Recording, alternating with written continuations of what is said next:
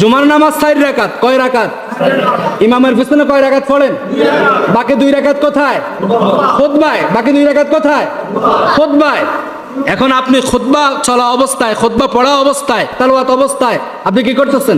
কথা বলতেছেন, দুষ্টুমি করতেছেন, হাসাহাসি করতেছেন, অমনোযোগী, এদিকে ওইদিকে ছায়া রইছেন, ফ্যান কিভাবে ঘুরে ওইদিকে তাকায় রইছেন।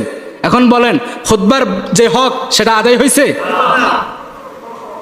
সওয়াব কামাইতে আইয়া গুনাহ কামাইয়া বাড়িতে গেলেন, সওয়াব কামাইতে আইয়া গুনাহ কামাইয়া বাড়িতে গেলেন, তো লাভ হইল কি? কোনো লাভ হইল? কোনো লাভ হইল না। তো মসজিদ বাইতুল্লাহর অংশ, মসজিদ হারাম শরীফের অংশ, মসজিদ জান্নাতের অংশ। সুবহানাল্লাহ বলবেন না? মসজিদ জান্নাতের অংশ। যারা মসজিদের মধ্যে নিয়মিত আসে, মসজিদ হাসরের দিন তাদের জন্য সুপারিশ করবে। সুবহানাল্লাহ পড়ি। যারা মসজিদের মধ্যে 1 টাকা দান করে, এই 1 টাকা দান করার কারণে অনেক আল্লাহর বান্দা হাসরের দিন নাজাত পেয়ে যাবে। সর বলি না সুবহানাল্লাহ। যারা মসজিদের মধ্যে একটা ইট দান করে, এই একটা ইট দান করার কারণে আল্লাহ জান্নাতের মধ্যে, ওই একটা ইট দান করার কারণে তাকে জান্নাতের মধ্যে একটা ঘর বানাইয়া দিবে। মসজিদের ফজিলত আছে না নাই? আছে। আবার যারা মসজিদের ভিতরে আয়সা, মসজিদের মধ্যে আয়সা উদাসীন থাকে, হাসাহাসি করে, কথা বলে, মসজিদের আদব রক্ষা করে না, তাদের জন্য মসজিদ অভিশাপ করে। তাদের জন্য মসজিদ কি করে?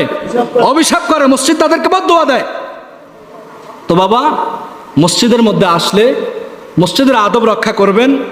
আদব রক্ষা করে মসজিদের মধ্যে এসে ইবাদত বন্দিগি করে আল্লাহর কাছে কান্না রোনাজারি করে ক্ষমা চেয়ে মসজিদ থেকে বিদায় নেবেন।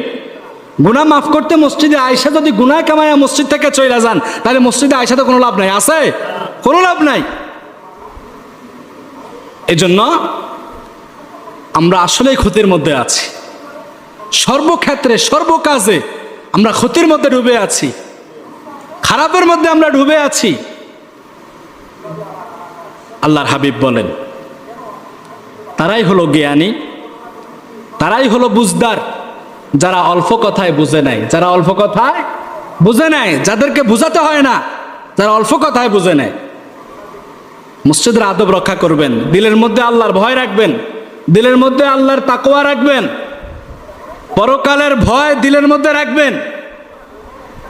যদি পরকালের ভয় নিজের মধ্যে রাখেন, হিসাব নিকাশের কথা যদি মাথার মধ্যে রাখেন, যে হাসরের দিন আল্লাহর কাঠগড়ায় আমাকে দাঁড়াতে হবে, আমার প্রত্যেকটা সময় হিসাব আল্লাহর কাছে দিতে হবে, আমার প্রত্যেকটা কৃতকর্মের জবাব আল্লাহর কাছে দিতে হবে, আমার প্রত্যেকটা কাজ কর্মের হিসাব আল্লাহ আমার কাছ থেকে নিবে, যদি এই চিন্তা মাথার মধ্যে রাখেন, এই হিসাবটা করেন, মনে মনে